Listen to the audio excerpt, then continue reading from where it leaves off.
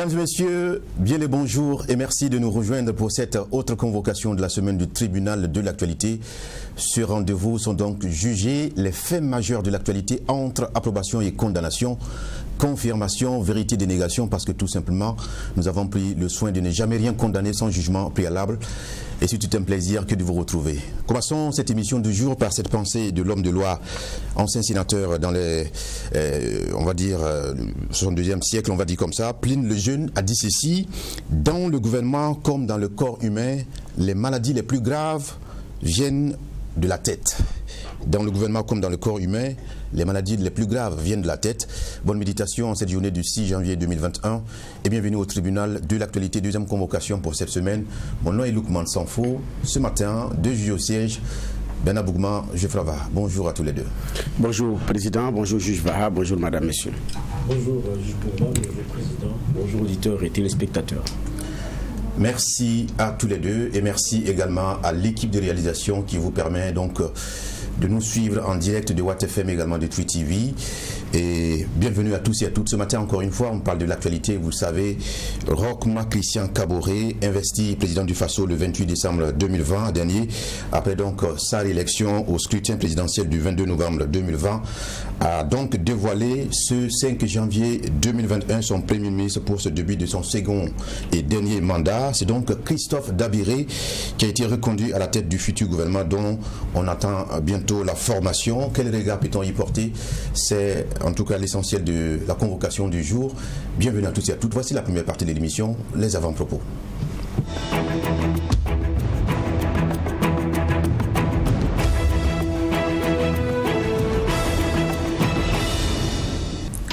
Quel regard font-ils de l'actualité en guise d'avant-propos? Commençons par Bernard Bougma. Merci Président. Mon avant-propos, c'est politique. Donc, c'est deux avant-propos d'ailleurs. Le premier concerne le parent, parce qu'au niveau du parent, les conséquences ont été tirées de l'échec du parti de Laurent Gbagbo. Et donc, tout le bureau exécutif a démissionné pour pouvoir effectivement permettre d'aller de l'avant. Donc, pour tirer conséquence de ce qui s'est passé compte tenu de la débâcle subie par le parent. Voyez-vous que la liste a été invalidée, compte tenu des irrégularités. Donc, le parent s'en est sorti avec la fortune qu'on connaît.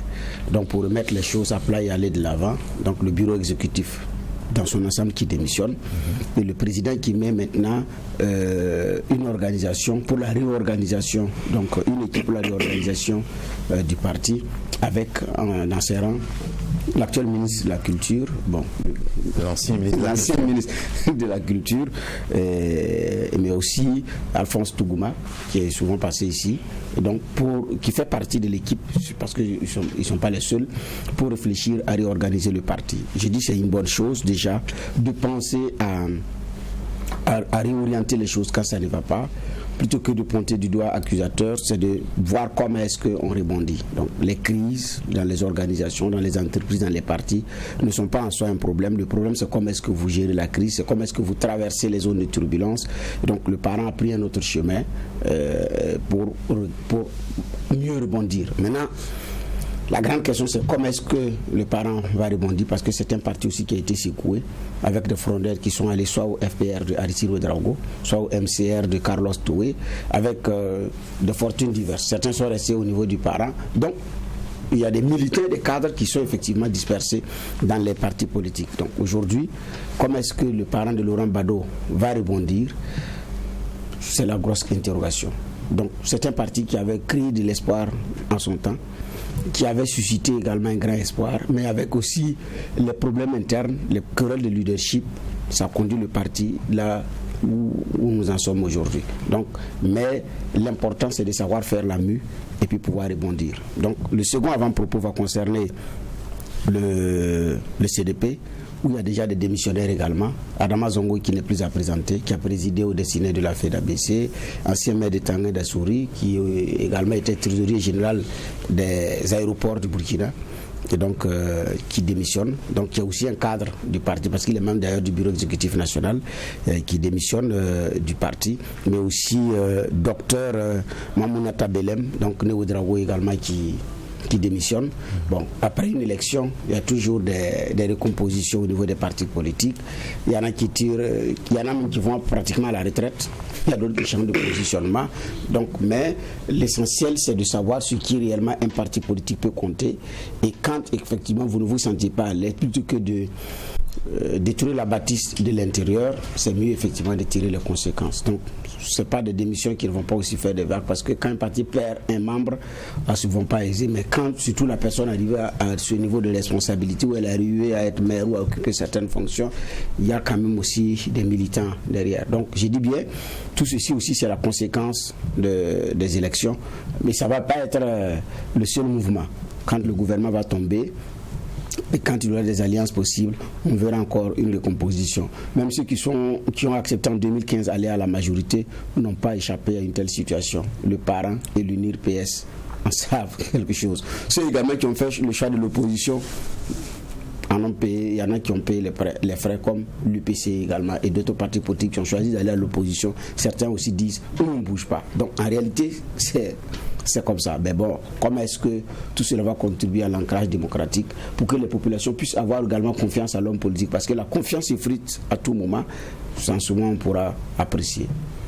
D'accord. Donc pour vous, c'est une dynamique naturelle à laquelle il fallait s'y attendre? Oui, mais comme l'a dit Mitterrand, la politique n'est ni logique ni rationnelle. C'est une dynamique irrationnellement changeante.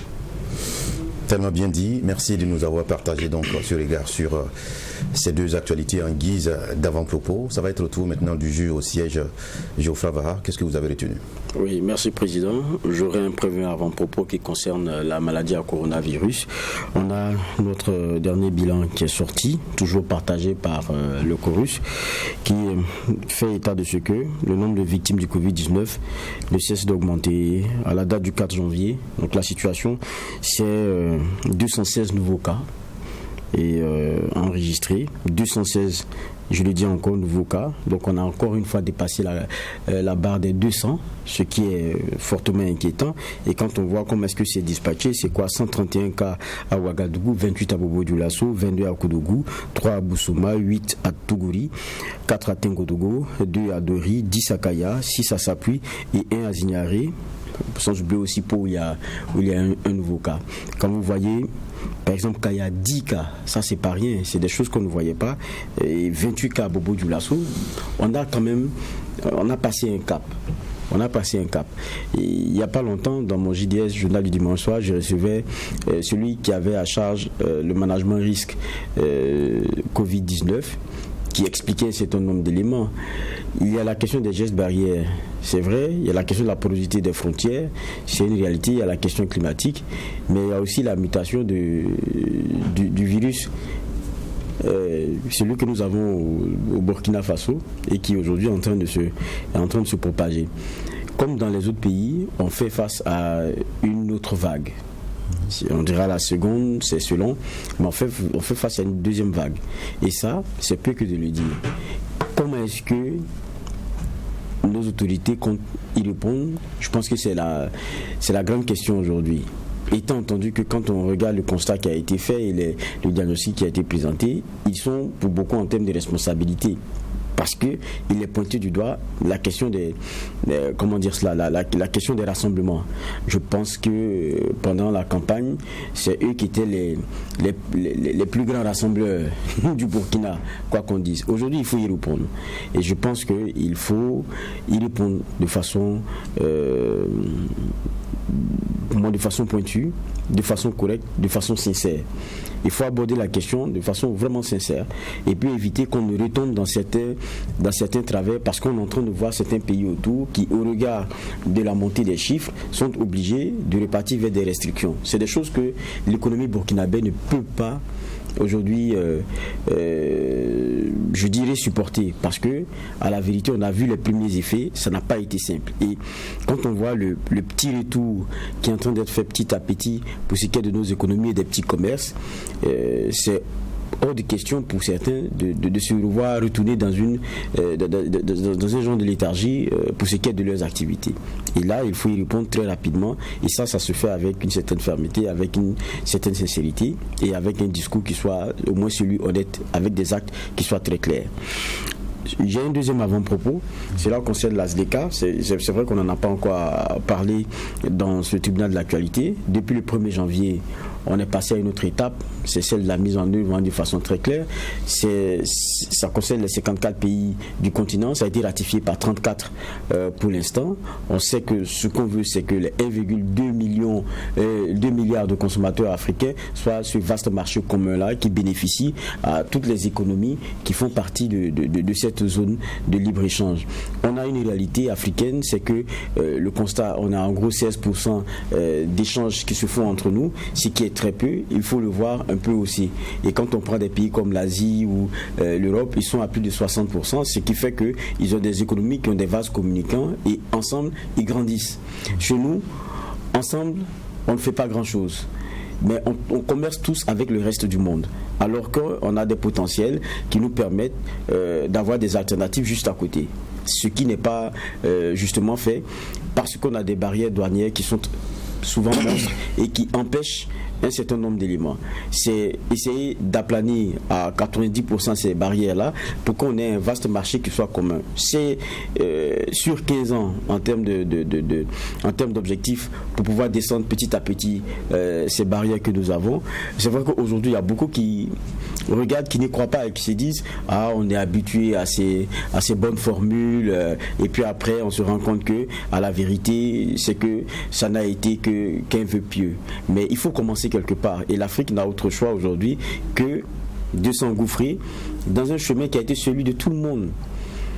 Parce que le meilleur avantage qu'on peut avoir, c'est celui d'abord avec son voisin. Et puis, on a nos réalités qui sont communes, on a nos économies qui se ressemblent. Et je pense que trouver des alternatives avec les voisins en descendant un certain nombre de barrières, c'est comme ça seulement que l'Afrique peut s'en sortir. Pourquoi est-ce que le Nigeria, qui est un vaste marché et qui tente d'inonder les voisins selon l'avantage comparatif qu'il a su un certain nombre de propositions, ne pourrait pas accepter lui aussi, là où il n'est pas forcément avantagé, de recevoir un certain nombre d'éléments, alors qu'on est dans des situations de fermeture de frontières parce que celui-ci, avec un certain nombre d'éléments, fragilise un certain secteur qui est le mien et tout. Lorsque tout est balisé, tout est aplani, tranquillement, chacun essaie de tirer les avantages des marchés qui sont divers. Et je crois que c'est déjà une bonne avancée. Maintenant, le problème, souvent chez nous, c'est que, à la réalité, c'est que on va pas trop de à la réalité, c'est que chez nous, tout commence avec la masse. Et puis c'est maintenant c'est plutôt le dirigeant qui va suivre. Même quand vous prenez la question de libre-échange, ça, vous prenez au bas niveau, c'est le quotidien des gens. Vous prenez Ouagadougou, Abidjan, Accra, les capitales, les gens commercent, les gens voyagent. Mais seulement ce qu'il y a des entraves qui sont celles des trucs sur comment on appelle ça, les barrages sur les routes, un certain nombre d'éléments. Mais qui sont du fait de gouvernants qui ne sont pas trop logiques dans leur choix et qui ne sont pas trop pertinents dans ce qu'ils font. Et je crois qu'on y est, on y va, c'est une obligation de notre ère et on espère que ceux qui décident pourront y apporter le bon contenu et qu'on soit plus concret pour avancer pour le bien de tout le monde et pour le bien de nos différentes économies. Ça sera mon deuxième avant-propos. D'accord. Soyez-en remerciés pour ce regard donc sur l'actualité à la fois nationale et africaine. C'est un tour d'horizon donc qui nous permet d'avoir l'essentiel de l'information. Merci à tous les deux. On va maintenant parler de la situation politique au Burkina Faso avec donc le dévoilement du nom du Premier ministre qui va conduire donc le premier gouvernement du second mandat de Roch Marc Christian Kaboré. D'abord, vous le savez, c'est tout un processus. Les résultats de l'élection présidentielle qui ont été proclamés par la CENI le 26 novembre 2020, ensuite validés par le Conseil constitutionnel le 18 décembre 2020. Alors, on intervient donc, on va dire, la démission du gouvernement le 28 décembre, si on en croit en tout cas au décret de dissolution, et c'est le 5 janvier 2021 que nous avons donc un nom qui a été partagé, dévoilé donc par le président du Faso à travers le secrétariat général du gouvernement, hier lu on va dire à la télévision nationale, et c'est Christophe Dabiré qui a donc été reconduit, lui qui bénéficie encore une fois de la confiance du président du Faso élu, Roch Marc Christian Kaboré. Burkinabé. Quel est le regard qu'un pays y jeté donc à travers ce nom qui a été partagé? C'est ce qui anime d'ailleurs les débats en cette matinée. Alors, Ben Abougma, il y a eu du suspense, il y a eu des spéculations, des pronostics de tout genre. Finalement, est-ce que déjà, puisqu'on aura tout le temps nécessaire pour aborder cette question, parlant du temps mis, est-ce qu'il a été aussi long que cela? Parce que pour certains, le président Roch Kaboré a encore une fois joué sur les nerfs de Burkinabé. Et entre la démission du gouvernement intervenue le 28 et le dévoilement du nom le 5 janvier 2021, est-ce que le temps a été si long? Bon, si long, si court, je pense que c'est parce qu'on a un appareil qui est beaucoup plus... qui compte sur un gouvernement et non sur un État. Je m'explique. Ailleurs, on fait des mois sans un gouvernement, mais l'État fonctionne. Ça ne tourne pas au ralenti. Tous les services publics fonctionnent, il n'y a pas de problème. Mais ici, tant qu'on n'a pas de gouvernement, tout tourne au ralenti. Parce que les SG qui sont chargés de l'expédition des affaires courantes, effectivement, expédient des affaires courantes. Ils ne veulent pas prendre des décisions parce que vous ne pouvez pas. Alors, parce qu'un SG, c'est aussi quelqu'un qui est à la porte du ministère ou d'un ministère. Donc, vous prenez une décision qui peut coûter cher, qui peut jouer sur votre carrière. Donc, monsieur ne prend pas de décision. Il expédie les affaires courantes. Ce sont les courriers importants qu'il faut répondre. C'est des audiences importantes liées au fonctionnement du ministère qu'il faut expédier parce que vous n'êtes pas sûr que le boss sera reconduit. S'il est reconduit, vous restez, vous ne restez pas. Donc, vous ne prenez pas de risques. Et c'est la même chose. Comme on n'a pas encore de gouvernement, bon voilà.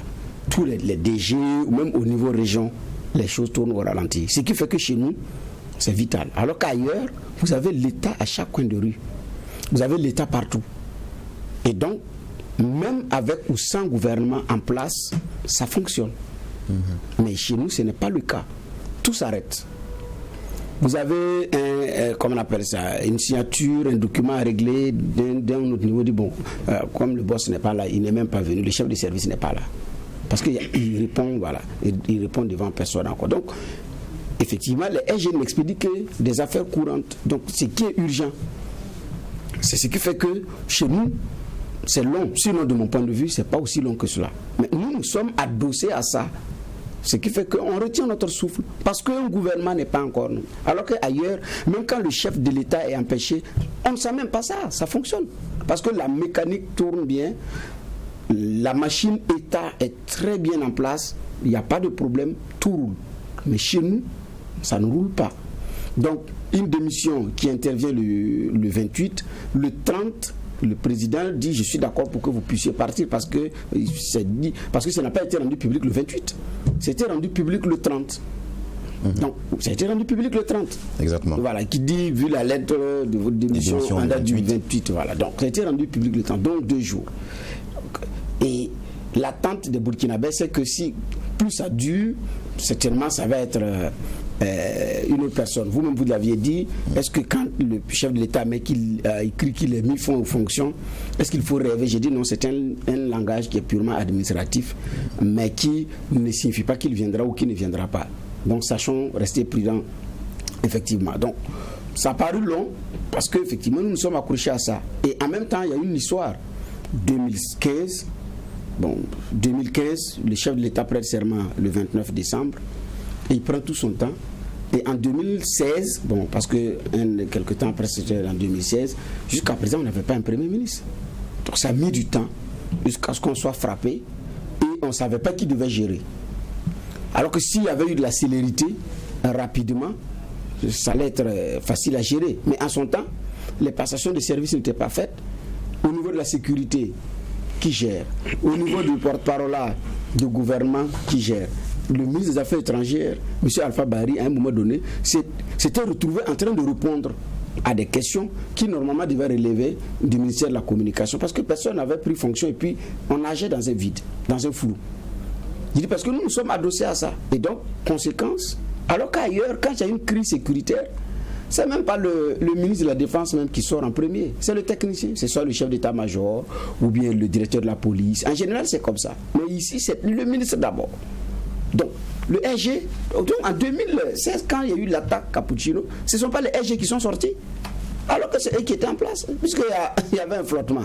Donc, la réalité, nous sommes dans une telle situation. Alors, le chef de l'État prête serment le 28, le gouvernement démissionne le 30, et puis 31, 1er, 2, 3, 4, 5, ça fait combien de temps écoulé?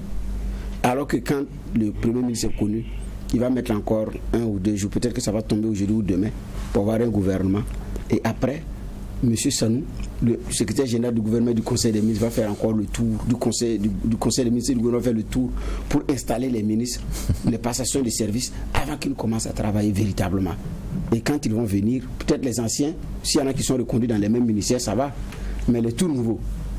Il faut recomposer aussi les équipes. Oui, recomposer les équipes, pour penser à comment on organise, et nous, on prend du temps. C'est ce qui fait que chez nous, on retient notre souffle, parce qu'on est parti pratiquement pour 2 semaines à 1 mois avant que la machine gouvernementale ne prenne réellement son envol. Ça, c'est s'il n'y a pas eu grand chamboulement. Mais s'il y a eu un grand chamboulement, ça va être très difficile. Donc, c'est pourquoi nous estimons que quand même on a pris du temps, de mon point de vue. Talon, dès que Talon a été élu, tac, tac, le lendemain on a un gouvernement. Alassane est réélu, le lendemain, Léger Remandima, il remplace le ministre de l'Intérieur qui était décédé. Donc, comme lui il est décédé, il le remplace, et puis il nomme celui qu'il avait promis au ministère de la Réconciliation, et puis passer à autre chose. En France, c'est la même chose. Ça ne traîne pas. Mais nous, bon, c'est normal, comme nous sommes à mort diesel. Effectivement, c'est, on va dire, le qualificatif qui revient sur pratiquement toutes les lèvres. On a commencé à tirer à boulet rouge sur le président Roch Kaboré en disant véritablement que le diesel est devenu sa marque. Est-ce que vous comprenez aujourd'hui ceux qui estiment qu'il n'avait pas de raison, aucune excuse en tout cas, d'avoir ce retard, ce temps mis pour dévoiler le nom de son Premier ministre? D'abord, on va dire félicitations à l'ancien nouveau Premier ministre ou au nouveau ancien Premier ministre. Dans tous les cas, c'est selon. Vous êtes juge aussi et vous n'avez pas félicité Geoffroy.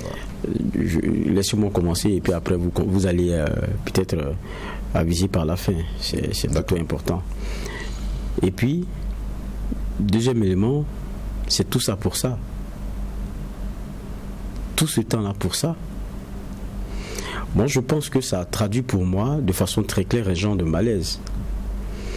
Peut-être que tout à l'heure, Bernard Bougouma citait un certain nombre de présidents pour lesquels la désignation du Premier ministre est venue très tôt. Mais je pense aussi que cela dénote de ce que la volonté affirmée du président s'exprime.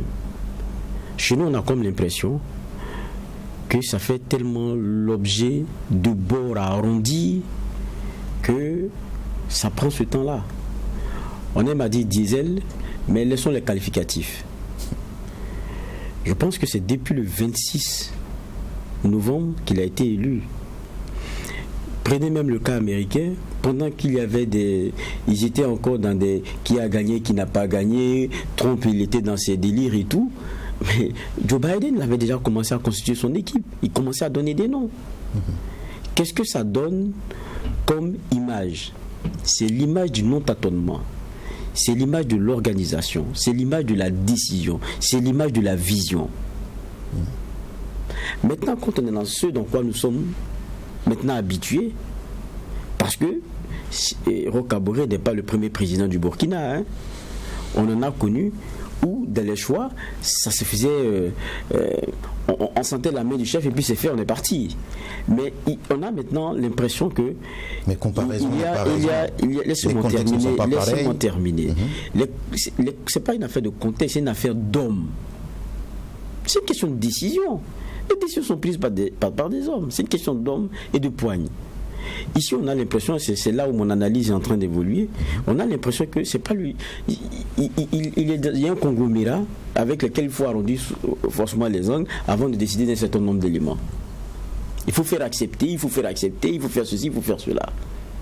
Sinon, dites-moi, si ce n'est que, à la fin, on a l'impression qu'on soit revenu à un choix parce qu'on n'a pas encore désigné le Premier ministre et qu'on s'est donné un genre de répit pour pouvoir encore y réfléchir. Oui, dites-moi si ça ne donne pas cette impression-là. Parce que autant de temps pour venir reconduire un Premier ministre qui est installé depuis combien de temps, je ne sais pas pourquoi. Si ce n'est que on a tenté des choix et puis ça n'a pas prospéré, ça n'a pas eu l'assentiment de tout le monde. Parce que pour vous, ce choix en dernier ressort ne traduit pas le défi ou la vision annoncée? vous-même vous dites dernier ressort. Pourquoi? Parce que dans votre subconscient, vous avez l'impression qu'on a tenté un certain nombre d'éléments et puis à la fin on est revenu à un choix, se donnant le temps de pouvoir arrondir des angles et puis décider de la rupture après dans le choix qu'on pourrait faire. Le mot même que vous employez traduit un peu l'impression que vous avez relativement à la situation. Dernier ressort. Parce que c'est une dynamique interne, c'est des tractations, finalement il faut faire un choix ultime, c'est ce que je veux dire en fait. Vous vous rappelez que la dernière fois, ce qu'on a eu lors de la première élection de Roch Kaboré, on a eu toutes ces supputations-là, et puis on nous a sorti un lapin du chapeau. Un lapin que personne ne connaissait, c'était Kabatieba. Ça a été comme ça. L'oiseau rare. C'était l'oiseau rare, venu du Sénégal. Et puis on a vu comment les choses se sont passées, et puis il a eu le temps aussi lui de pouvoir être à l'aise avec nous journalistes, parce qu'au début c'était pas facile, c'était peu loquace, et puis on voyait les difficultés qu'il avait à communiquer, ça c'était une réalité, et puis bon, petit à petit ça s'est fait, et puis après on a vu aussi le choix qui a été fait. Je veux dire, à chaque fois, est-ce qu'il faut continuer à rester dans des c'est lui, c'est pas lui, c'est non, c'est pas non, c'est ceci, c'est pas ceci, c'est cela, c'est pas cela. On a l'impression que ça se décide avec trop de discussions. En tout cas, c'est l'impression que cela donne. Et au finish, on a beaucoup de personnes qui peuvent se tromper, mais ça reste le sentiment quand même le plus partagé, qu'on revient avec un Premier ministre qui est d'habillé parce qu'on ne s'est pas entendu. Et pour beaucoup, ça donne un arrière-goût du genre, on aura le Premier ministre vraiment voulu peut-être après, et que c'est le temps de gérer un certain nombre d'éléments. Bon, est-ce qu'aujourd'hui, pour ce deuxième mandat, il ne fallait pas aller vif pour gérer un certain nombre d'éléments, s'attendre à ce qu'il y ait un genre de changement de cap avec un sang neuf, avec une autre façon de voir les choses, une façon de gérer un certain nombre d'éléments? Est-ce que c'est parce que peut-être dans les différents discours que le président lui-même donnait, avec la question d'un souffle nouveau a donné un certain nombre d'éléments et voilà, avoir compris un certain nombre d'éléments, est-ce que ça ne trahit pas un peu ce sentiment qui avait été partagé? C'est ce dans quoi on est un peu aujourd'hui. Je dis, moi j'aurais compris que on n'est pas eu à passer dans toutes ces péripéties-là pour qu'on ait désigné Dabiré. Si ça s'était fait très rapidement, les gens auraient compris, bon, le choix a été fait de façon très claire et rapide, d'aller pas dans un genre de continuité, mais de lui donner au vieux le temps de régler un certain nombre d'éléments, et puis après on allait passer à autre chose. Mais là on a l'impression qu'on voulait passer à autre chose, mais on ne s'est pas entendu. Et à la fin, on revient à le choix de en attendant. Non, c'est une impression qu'on a, moi je la partage de façon très claire sur ce plateau. Et ça, je pense que je ne suis pas seul à penser ainsi. Et ça ne donne pas aussi l'impression de la décision vive dans un certain nombre d'éléments. Je pense que ce n'est pas la bonne chose qu'on a partagée ici. C'est ce que je vois. Geoffroy Waha semble être convaincu que c'est un Premier ministre à défaut qui a été donné au Burkinabé hier. Alors, on a tous vu le débat. Mais je ne fais pas encore l'analyse sur la capacité du Premier ministre en lui-même. Mais c'est sur la décision. La désignation, d'accord. Voilà. Alors, il y a eu effectivement ce débat sur les premiers ministrables. On a vu les pronostics qui ont été partagés par les différents observateurs. Alors, jusqu'à la dernière minute, il y avait ce nom de Bouddha qui est revenu sur toutes les lèvres et sur toutes les plateformes. Est-ce que pour vous, il y a eu un revirement à 90 degrés, comme on dit, un peu comme en 2015 où il y avait ce nom de Roselyne Coulibaly qui avait fuité? Les revirements n'ont pas concerné d'ailleurs le seul nom de M. Bouddha. Même M. Waro, donc le professeur Waro, il y a aussi eu un revirement. Parce qu'à un moment donné, son nom aussi figurait en bonne place. Tout comme celui de Bouddha. Je dis même parce que le 31 matin, quand je faisais le commentaire sur la shortlist, je disais que M. Dabiré également pouvait rester. Et après, quelqu'un m'a croisé et dit, ce matin, je vous ai suivi, mais M. Bougoin, oui, vous dites que le vieux là, il peut rester? J'ai dit oui. Il dit, ah bon? Comment ça? J'ai dit oui, c'est possible.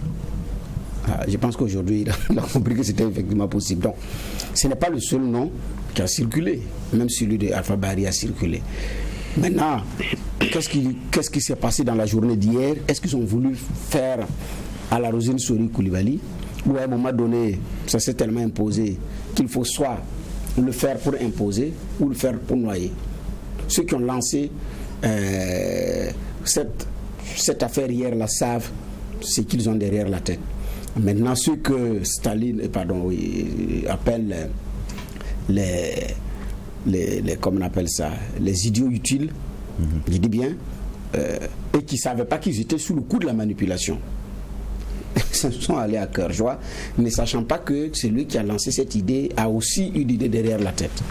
Donc, pour certains, monsieur aussi aurait trop bavardé. Pour vous, il y a eu un ballon d'essai, une fausse piste jetée à l'opinion? Je ne saurais le dire, parce que c'est soit les deux, soit un ballon d'essai, ou bien c'est fait pour noyer. Ce qui fait que c'est très difficile. Pour détourner les regards? Oui, détourner les regards. Non, pas forcément pour détourner. C'est pourquoi j'ai dit, c'est ça la fausse piste. Détourner les regards, c'est la fausse piste. Mais noyer le monsieur aussi également. Comme vous dites que c'est lui, je change. Voilà. Ce n'est pas lui, mais je veux même que vous fassiez savoir que c'est lui pour que je puisse créer un événement qui n'existe pas d'ailleurs. Et effectivement, hier, on a pu créer un événement qui n'existe pas. Parce que l'événement qui n'existe pas, c'est que tout le monde attendait le 20h pour la confirmation ou l'information de M. Bouddha. Donc on a créé un faux événement juste pour ça, de mon point de vue. Donc il y a plusieurs explications. Soit créer un faux événement pour retenir de l'attention parce que c'est M. Dabiri qui va venir. Et ça ne va pas être un événement en soi qu'il le vienne, si c'est lui. Mais si on crée de l'attention, on aura de l'attention et puis bon après ça fait une douche froide. Peut-être que c'est ça. Peut-être aussi, j'ai dit bien, c'est une fausse piste, ou bien d'autres l'ont voulu pour, j'ai dit bien, comme la Rosine, qui était aussi favori en 2015. Certains voulaient, certains ne voulaient pas, certains voulaient, certains ne voulaient pas. Et puis bon, la suite, on la connaît. Donc, il y en a également qui se sont laissés prendre. Parce que la seule source fiable, c'est le décret signé par le président élu publiquement. C'est la seule source fiable. En dehors de ça, pas une autre source fiable. Parce que le reste, ça va être sur le bas des suppositions, ça va être selon des rumeurs. Et à la minute, avant la lecture, tout peut changer. Parce qu'un coup de fil peut venir dire, écoutez, arrête. Et puis vous repartez avec le papier. Et puis une autre enveloppe. Et puis reprendre un autre papier ou décaler de quelques heures. Parce que hier, ça pouvait ne pas être aux 20h. À la dernière minute, on pouvait dire, écoute, arrête. Et à 22h, un autre n'en vient. Donc c'est dit que vous pouvez être sûr, oui. Parce que ceux qui nous ont donné les informations dont j'ai parlé la dernière fois aussi, ce sont des sources sûres. Parce que ceux qui donnent des infos, c'est des gens qui ont vu des gens se réunir pour tabler et puis sortir, dire bon, ça va être lui, puis c'est calé. Mais même avec cette source sûre qui a vu des gens rentrer et ressortir, confirmer, vous ne pouvez pas être fiable à 100% parce que tout peut changer du jour au lendemain. Voilà. Donc, sinon, il y a quelques jours, si ça allait sortir, ce n'était pas sûr que ce soit le vieux. Le vieux a été mis en selle quelques jours après. C'est ça aussi cette réalité. Donc on ne peut pas être fiable, sûr à 100%. J'ai dit, la seule source fiable à 100%, là, c'est le décret qui sera signé par le président élu publiquement. Par qui de droit? Soit on envoie aux 20h lu par un journaliste de la télévision nationale ou de la radio nationale, parce qu'en 2016, à la nomination de Paul Kabatieba, c'était même pas la RTB télé, c'est la RTB radio dans son 6h qu'il a annoncé. C'est la radio. Donc, qui va être lu soit à la radio publique ou à la télévision publique, donc nationale. Dans tous les cas, c'est la Dans tous les cas, ou bien le secrétaire général du gouvernement et du conseil des ministres. Mais ça demeure la seule source fiable. Le reste, ça va être des suppositions, des sources sûres, mais pas très fiables parce que tout peut changer. Et pour avoir vécu ces choses-là depuis plusieurs années maintenant, je suis mieux placé pour savoir que à la minute près, tout peut changer et un nouveau décret peut sortir. D'accord. Geoffroy, quelle est votre lecture? Est-ce que l'option Seydou Bouddha et autres a été abandonnée, on va dire, à la dernière minute, ou bien ce qui avait été prévu, c'était bien M. Dabiri? Bon, moi je suis pas dans le secret des dieux, et ce qui est bien, c'est que le sport favori des Burkinabés ces derniers temps, c'était pas PMUB, mais c'était genre PMUB gouvernement, mais version sans gain. Voilà, c'était un peu ça. Il n'y avait pas de masse à partager, mais c'était vraiment le sport favori des uns et des gens, des uns et des autres. Moi je verse pas dedans. Bon, ce qui m'importe moi, c'est de regarder un peu ce qu'on envoie comme message en termes de décision, de vision et de détermination. C'est ce que moi je lis. Pour moi, quand on me dit vous devez être celui qui emmène les gens vers une destination, je dois sentir une claire lecture de ceux avec lesquels vous devriez vous entourer et tout. Et ça, c'est quelque chose qui rassure, parce que vous n'êtes pas en train de tâtonner là-dessus. Mais quand on a l'impression que vous tâtonnez là-dessus, on se demande mais vers où est-ce que vous nous emmenez si vous ne savez même pas l'équipe avec laquelle on s'en va. Je crois que pour moi, c'est la pertinence de l'approche sur laquelle moi je table. Est-ce que prendre le recul, prendre le temps nécessaire pour bien opérer un choix, pour vous, c'est un tâtonnement? Attention, aucune décision, même pour les personnes dont on parlait, que Bernard citait à un moment donné, aucune des décisions ne se faisait sans tractation. Mais à un moment donné, on tranche et on avance. Je crois aussi que c'est cela aussi le message qu'on envoie. Et les tractations, on ne s'en fait pas l'économie. Mais on ne le fait pas éternellement, on ne le fait pas pendant... Voilà, à un moment donné où on a l'impression que tout est suspendu à ça, étant entendu qu'on sait comment les choses fonctionnent sous nos cieux. Ceux qui gèrent de façon intérimaire ne gèrent que des dossiers qu'ils peuvent gérer à cette instance intérimaire-là. C'est de ça qu'il s'agit. Maintenant, quand depuis le 26 novembre, on a des résultats, le 18 décembre, on a la confirmation, je me dis, tout ce temps, c'est le temps de la tractation. Parce qu'on n'attend pas seulement de venir porter les apparats là, et puis lever la main, c'est pas ça. Il y a un mandat qui est en train de venir. Il y a des réflexions qu'on est en train de mener sur comment est-ce qu'on le mène. Parce que ce qu'on a vendu au Burkinabé, c'est voilà ce que je veux faire. Maintenant, on vous a désigné, vous partez avec une équipe. Donc vous n'attendez pas quand vous allez lever la main et tout ça pour commencer à réfléchir. C'est pas de ça qu'il s'agit. Donc pour vous, vous n'y voyez pas la preuve de la mûre réflexion, de l'assurance à donner dans le choix? Ce que je dis seulement, c'est que c'est pas ce qui a été communiqué. C'est pas ce qui a été communiqué à la plupart des Burkinabés. C'est qu'on est resté jusqu'à des situations de dernière minute. J'ai dit, ça ne transpire pas la décision, ça ne transpire pas les certitudes. Je crois que ça, au moins, c'est le message que la plupart des Burkinabés tirent là-dedans. Maintenant, il y a aussi une autre réalité. C'est quelqu'un qui a été élu qui va s'entourer d'un certain nombre d'éléments pour atteindre un certain nombre d'objectifs. Maintenant, il sera comptable des choix qu'il aura fait en termes d'entourage. Donc, le choix d'un gouvernement, de ceux qui vont composer ce gouvernement et tout cela, et puis les résultats qu'il aura après. Parce que vous ne direz pas que non, c'est ceux-là sous la pression qui m'ont donné celui-ci, c'est ceux... Non. Vous allez tous pâtir des bons, des mauvais résultats ou bénéficier des résultats qui sont les plus favorables. C'est de ça qu'il s'agit. Donc, c'est vrai qu'on fait la fine bouche, mais la fine bouche que nous faisons, c'est sur le message qui est envoyé. Maintenant, ce qu'on reconnaît à Roch Kaboré, c'est qu'il est dans les délais pour désigner son gouvernement. Voilà, il est dans les délais. Maintenant, je dis, on fait une lecture ici sur le message que ça envoie et pour moi, c'est de ça qu'il s'agit. D'accord. Maintenant, il y a le temps mis pour désigner quelqu'un que tout le monde connaissait qui était un ancien Premier ministre. Maintenant, je pense aussi que la question de la composition de son gouvernement nous permettra de voir un peu plus. Avant de parler de la composition du gouvernement, il y a l'homme lui-même qui réagit aussitôt, Christophe Dabiré, donc en tant que Premier ministre. Il a montré sa fierté, en tout cas son enthousiasme pour ce choix, cette confiance renouvelée. Donc clairement, rien ne lui a été imposé à ce qu'on dit. Alors, quelles sont les conséquences justement de ce choix porté sur la personne de Christophe Dabiré par le président Roch Marc Christian Kaboré? Bon, la première conséquence, c'est qu'enfin on a un Premier ministre. Ah oui. Évidemment. Oui. Donc la deuxième, ce qui va suivre, ça va être maintenant la mise en place d'un gouvernement qui va commencer également à travailler. Donc la troisième conséquence, ça coupe, ça finit tout ce qui est rumeur et tout. Et donc, et en même temps aussi, ça permet de voir clairement, d'avoir une idée de où Roch veut mettre la priorité de ce quinquennat, de mon point de vue. Mais déjà, en tant que journaliste, certainement, vous avez pu parcourir les avis des Burkinabés. Est-ce que c'est un choix qui déçoit les Burkinabés? Certains, oui, certains, non.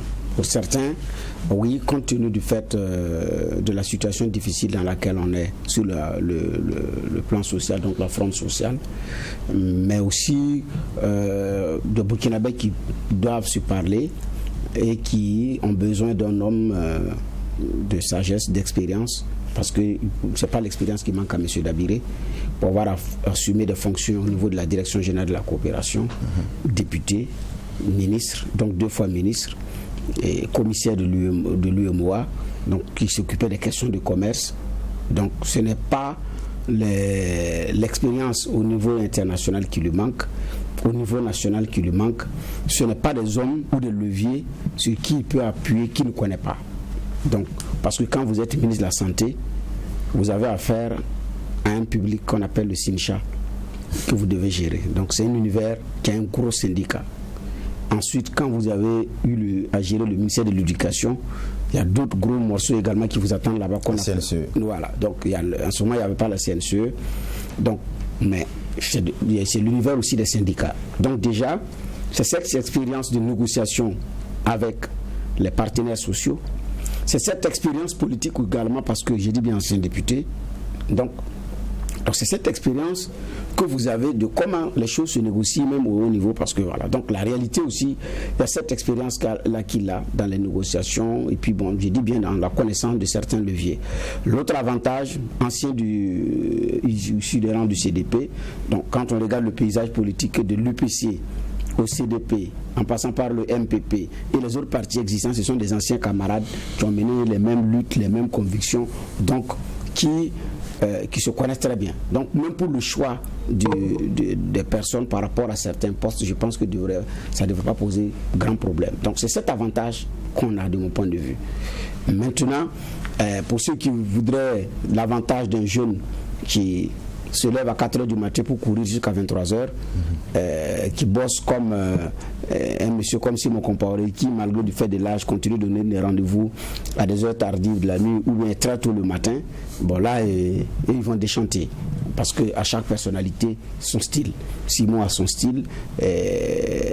Parmi les premiers ministres qui ont été au Burkina Faso, Tertus Zongo avait son style, Kadri Désiré avait son style, même l'actuel président avait son style. Donc, derrière chaque personnalité a un style. Je suis d'accord quand Geoffroy a dit, il ne s'agit pas de délai, de précipitation, mais c'est quelqu'un qui choisit. Il faut tenir compte aussi du profil de la personne qui choisit. Roch-Marc Christian Kaboré. Donc, il prend tout son temps. Ce n'est pas son problème. Et puis qui fait son choix. Donc les autres voulaient qu'il aille vite, mais j'ai dit bien, on ne peut pas dissocier le président Kaboré de sa personnalité, de son style de faire. Donc il choisit également un premier ministre dans ces conditions. Donc ceux qui sont satisfaits, c'est seulement pour les questions de réconciliation qui font partie des priorités de ce mandat. Je pense que M. Dabiré doit être là pour ça, de mon point de vue. Donc ça peut permettre effectivement de pouvoir avancer. Il y en a qui avancent l'âge, mais bon, 73 ans, il faut dire que la cheville ouvrière, l'une des chevilles ouvrières du gouvernement français, Jean-Yves Le Drian, 73 ans. Oui. Mais c'est l'homme qui voyage beaucoup. Le Drian voyage beaucoup. Il est âgé, il a 73 ans. L'actuel président élu des États-Unis qui va prêter serment d'ici là, il a été élu à 77 ans, je crois. Donc il doit amorcer les 78, président de la République. Donc l'âge peut être un handicap, mais ça aussi dépend de ce qu'on a. Donc de mon point de vue, je ne fais vraiment pas un problème. Tout dépend maintenant de l'équipage, de ceux qui vont être avec lui. Le Drian, 73 ans, au four et au moulin, mais un premier ministre qui a 55 ans. Donc c'est savoir créer maintenant l'équilibre à l'intérieur. Je pense que c'est nous n'avons rien à craindre des aptitudes physiques de M. Dabiré. De mon point de vue, non. Il y a pas, moi, je n'ai pas à craindre de ces aptitudes physiques-là. Le président ivoirien, il a quel âge? 78, maintenant 79 ans. Le président guinéen, il avait comme 82, 83 ans maintenant. Parce qu'il a pris le pouvoir. Son dernier mandat, il était à 82. Comme on a changé d'année, donc à 83, Alassane à 79, c'est des présidents des républiques. Ici, c'est un premier ministre. Avec un président moins âgé, c'est vrai, j'ai dit bien, ici, l'une des limites, c'est parce que notre président a un système, un moteur diesel, quoi. Donc, sinon, de mon point de vue, ça doit pouvoir marcher. Vous êtes l'une des rares personnes à les citer comme référence, parce que justement, les personnes que vous avez citées sont souvent décriées justement pour cet âge-là. À citer qui comme référence? Le président Alpha Condé, le président Ouattara. Je pense que les uns les autres tapent. Référence en termes d'aptitude physique, je veux dire. Les uns les autres tapent beaucoup plus pour les questions de troisième mandat, ça c'est un. Et deuxièmement aussi, l'âge était un handicap, et eux-mêmes ils l'ont dit. Alassane avait dit que pour ceux qui connaissent la fonction présidentielle, à partir de 75 ans, c'est très difficile, et lui ne se voit plus président au-delà de ça. Ça c'est lui-même qui l'a confessé de sa bouche. Et les deux sont souffrants, il faut également dire qu'ils sont souffrants, ça j'ai dit que c'est clair. Alassane était allé pour des soins, il est rentré, le Guinéen pareil, Ibeka était également souffrant même quand il était là, rentré des soins, et même après sa chute, il est allé se soigner et puis revenir. Donc, en gros aussi, la réalité, c'est que l'humanité a des dirigeants malades.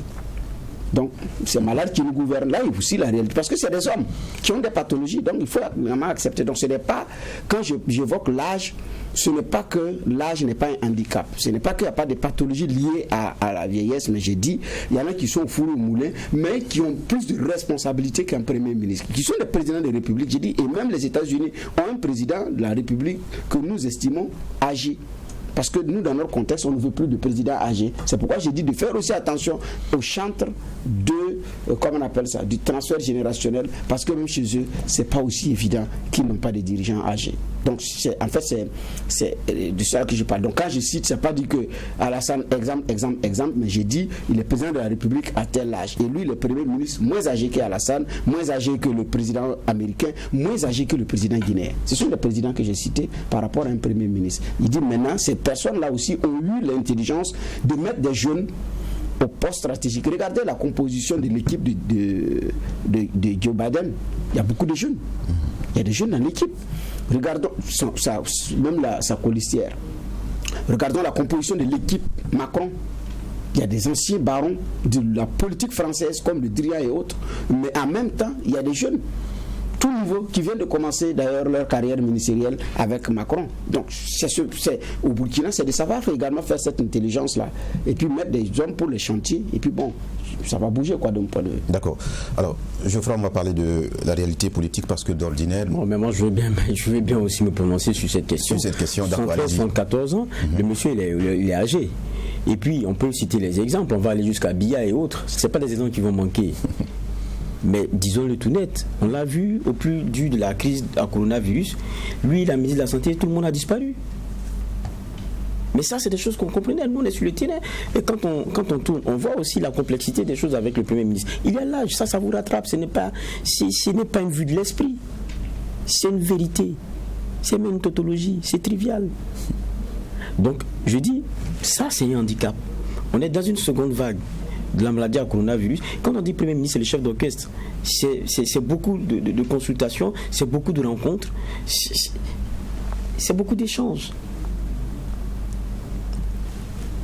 Comment ça va se passer? Pour vous, on devrait tenir compte de cet âge-là pour estimer qu'il devrait se reposer. Et puis même son passage à l'Assemblée nationale. Moi, je ne suis pas celui qui est dans la langue de bois. Même son passage à l'Assemblée nationale, tout le monde l'a vu. C'était fastidieux. C'était fastidieux.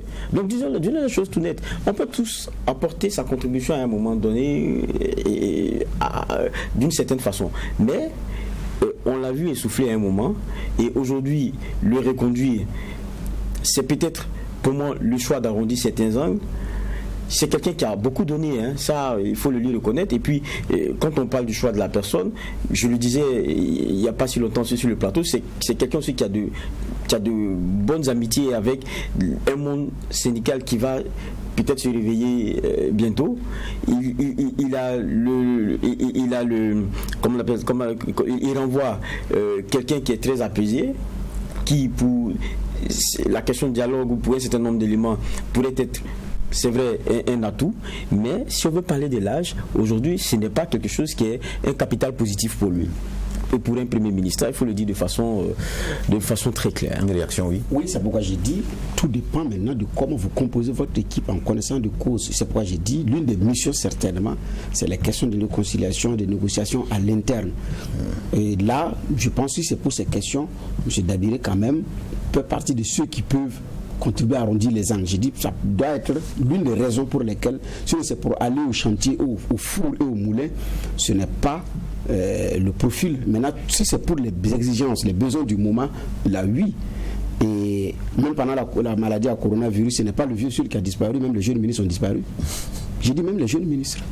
Même celle qui est en charge de l'humanitaire et les jeunes, on ne l'a pas vu. Santé, moins âgés que Dabiré. Quand le chef d'orchestre n'est pas là, vous pouvez dire que question, c'est d'abord des questions sanitaires où tu as un ministre de la Santé qui s'en occupe et qui doit sortir parler aux médias, qui peut aller parler aux agents qu'on n'a pas vus. On a un porte-parole du gouvernement qui peut sortir faire le point qu'on n'a pas vu. C'est des jeunes. Mais il a une mission claire. Celui qui fait le point de presse du gouvernement, ce n'est pas le PM. C'est le chef de la communication. Quand le chef d'orchestre n'est pas là, quelle symphonie? Mais c'est pas le chef d'orchestre. Tout dépend du président. On a un président. Il ne faut pas perdre de vue la personne du président. Ailleurs, en Afrique de l'Ouest, là, ce n'est pas les présidents les plus âgés qui ont été les premiers à parler. C'est la Côte d'Ivoire. C'est le président. Macky Sall a devancé Roch-Marc Christian Kaboré sur la maladie à coronavirus. Roch-Marc Christian Kaboré a été devancé par ses pairs, le président lui-même. Donc ce n'est pas forcément la personne même du Premier ministre. Parce qu'il y a d'abord un chef qui vous a nommé, qui vous dit, bon, faites attention. Mais quand le rapport de l'Assemblée nationale est sorti, qui a dit de ne pas parler à la presse, que le rapport n'a pas été présenté officiellement à la presse? C'était dans le tuyau, ça ne l'a pas été. Le Big Boss n'a pas voulu, c'est resté là. Ça n'a pas été rendu public officiellement. D'accord, on ne va pas s'éterniser sur les aptitudes physiques de M. Dabiré. On va parler des projets majeurs, dont celui de la réconciliation nationale. Il semble bien que M. Dabiré a été reconduit justement pour cette ambition-là, donc de réconcilier les Burkinabés. Est-ce que justement il peut être un grand atout pour la question de la réconciliation? Oui, c'est clair que réconcilier les Burkinabés, lorsque vous regardez certains par boutade disent souvent les Burkinabés de façon générale n'ont pas de problème entre eux, hein. Il y a un certain nombre d'acteurs dont on connaît aussi les exigences et les réalités relativement à l'histoire et qui font que d'une façon ou d'une autre il y a des discussions à avoir et pour permettre d'aplanir un certain nombre d'éléments et puis voir comment est-ce que tous ensemble on peut s'asseoir au moins autour d'une même table et puis sans oublier la question ce qu'on est justice, la question de la justice qui est primordiale, la vérité, et voir comment est-ce que ceux qui sont dehors puissent rentrer et comment ils peuvent répondre aussi des reproches qui leur sont faits, et voilà. Mais ça, je crois aussi qu'il faut d'une certaine génération aussi pour pouvoir connaître pas les éléments seulement en tant que tels, même les personnes qui sont concernées par ces choses-là. Donc, mais ça, il n'y a pas besoin forcément du Premier ministre en lui-même pour ces choses. Je pense que dans la dynamique dans laquelle nous sommes, il y aurait un ministère plein pour cette question-là. Il y aurait un ministère plein pour cette question. Oui. Pour vous, un ministère comme celui de Kakabe aurait suffi simplement pour régler la question de la réconciliation nationale? Moi je crois que la réconciliation ivoirienne est très différente de celle burkinabé. Les histoires ne sont pas les mêmes, les réalités ne sont pas les mêmes, les antagonismes n'ont pas été les mêmes. Donc c'est très différent. Le profil ne peut même pas être le même. Donc pour moi c'est vraiment différent. La question de la réconciliation burkinabé, elle est burkinabé. Il n'y a pas de parallèle à faire.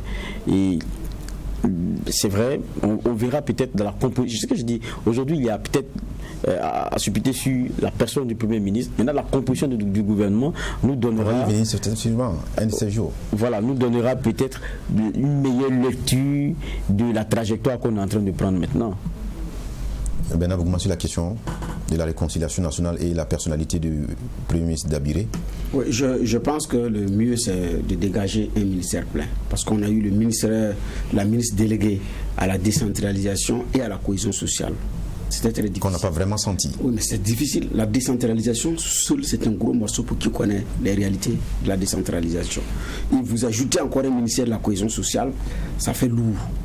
Donc, c'était deux missions qui sont lourdes. Ce n'est pas qu'elle n'a pas la compétence pour porter, mais vu les délais et les enjeux du terrain, c'était très difficile. C'est mieux de dégager quelqu'un qui n'aura la tête que pour ces questions-là. Donc, je m'attends à ce que dans l'équipe d'Abiré, on ait un ministre ou une ministre plein pour ces questions de réconciliation nationale, qui passe par également une réforme de ces acteurs aussi qui interviennent parallèlement dans les questions de réconciliation nationale. Ashkourou. Qu'est-ce qui va relever désormais de Ashkourou? Est-ce qu'il faut maintenir, est-ce qu'il ne faut pas maintenir? Qu'est-ce qu'il faut faire? Ça, c'est un élément qui est très important et fondamental, et aussi la personne qui va diriger ce département. Donc je m'attends à ce qu'on puisse avoir soit un ministère plein ou un ministère délégué, mais qui va s'occuper exclusivement des questions de réconciliation nationale. Parce que ce qu'il nous manque, c'est le contenu pour aller à la réconciliation nationale. Il nous faut trouver un contenu. La Côte d'Ivoire a son contenu. Le Rwanda avait trouvé son contenu. Nous voulons quel contenu et quel schéma. Alors qu'à ce stade-là, jusqu'à présent, on n'y est pas. Et donc, il faut trouver un contenu. Et ça passe par des gens qui sont libérés pour le faire. Donc, je m'attends à ce qu'on puisse avoir un ministère pour ces questions-là. Pour certains également, le président Roch se trompe lourdement en voulant mettre cette question de réconciliation au cœur de son quinquennat, alors que les enjeux à l'heure actuelle, c'est la relance économique après l'épidémie de Covid-19 et que M. Dabiré ne devrait pas justement être Malheureusement.